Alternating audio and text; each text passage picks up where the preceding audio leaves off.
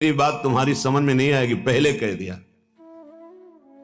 यहां सब प्रसन्नता चाहते हैं, आनंद चाहते हैं, सुख चाहते हैं, पर नाशवान दुखालय में बड़े आश्चर्य की बात है, बंधु तुम मेरी बात नहीं समझ पाओगे। श्रीपाद कह रहे हैं बड़े आनंदित, बड़े सुखी, बड़े हर्षित होते हैं जब अनुकूलता हमारे को घेरती है। अनुकूल पुत्र, अनुकूल धन संपत्ति, अनुकूल पद, सब व्यवहार अनुकूल। भूल गए मैं कौन हूं, किस लिए आया हूं, मेरा परम कर्तव्य क्या है, भूल गए अनुकूलता में। अब जब प्रतिकूलता आई तो डूब गए प्रतिकूलता में, निकलने का चांस नहीं। इसीलिए कह रहे हैं बंधु मेरी बात तुम्हारी समझ में नहीं आएगी, पर हम समझा रहे हैं, अगर समझ जाओ। बहुत विचित्र ये विमोहिनी माया है। कभी तो स्त्री, कभी छोटे बच्चे के रूप में लड़खड़ा के चलना और तोतली बानी में बोलना, मानो प्राणों का अपहरण कर रहा है। ये उस त्रिभुवन विमोहिनी माया का पास तुम्हारे हृदय को जकड़ रहा है। वो तोतली बानी में बोल के पिता पापा गोद में चढ़ा, पूरा हृदय आसक्त हो गया। वो मधुर मुस्कान, सुधामय बाचो, अमृतमयी वाणी, कटाक्ष भरी चितवन से विनोद भरी वार्ता, पूरा हृदय फंस गया, घोर अनर्थ हो गया। क्यों? यहां आए थे जीवन मुक्त होने के लिए, वादा गर्भ से करके आए थे भगवान से कि इस बार मुझे निकाल दो, मैं ऐसा भजन करूंगा, कहीं भी ममता आसक्ति नहीं करूंगा, एकमात्र आपका भजन करके जीवन मुक्त हो जाऊंगा। तो फिर क्या, गृहस्थी में ना रहे? नहीं, आराम से रहिए। तो पत्नी से प्यार न करें, नहीं, बहुत प्यार कीजिए, लेकिन स्वार्थ की गंध रहित होकर उसे परमात्मा स्वरूप जानकर। पुत्र से प्यार ना करें, बहुत करो, गोपाल जी की भावना करो। स्वयं श्री कृष्ण कैसे आंगन में खेल रहे हैं, कैसे तोतली बानी में बोल रहे हैं, भगवत भाव युक्त करो। नहीं तो कह रहे दुस्नेह पाशैर महाघोरा अनर्थ।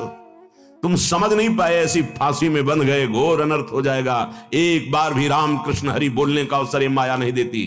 भाग्यशाली हो जो आपको सत्संग सुनने का अवसर मिला, नाम जपने की रुचि बनी और अधर्माचरण त्यागने की चेष्टा हुई।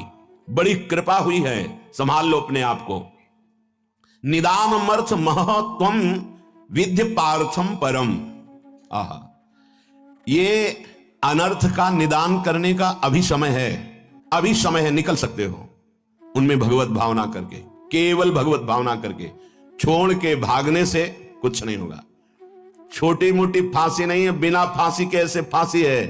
भागते हुए संसार में घूमते रहो, चाहे जो वेश बदल लो, इस फांसी को जब तक नहीं काट पाओगे, ये दुराशा, ये दुस्नेह, ये बहुत बड़ी फांसी है। विषय चुगा जिन चुगय मन, चुगत कछुक सुख होए, फिर फांसी ऐसी परे। फांसी नहीं दिखाई देती, लगी बहुत जोर की है।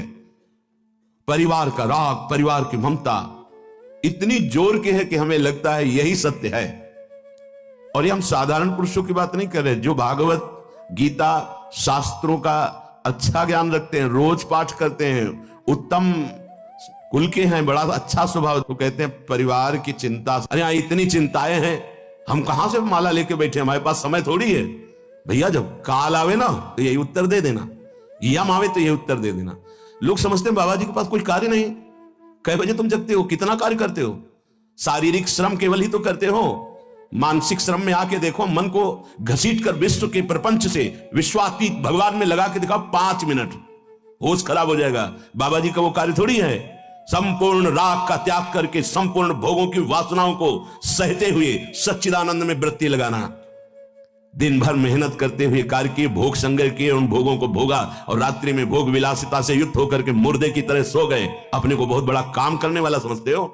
अरे जिस काम के लिए आए उस काम को 5 मिनट भी नहीं किया, किस बात का तुम्हारा कार्य?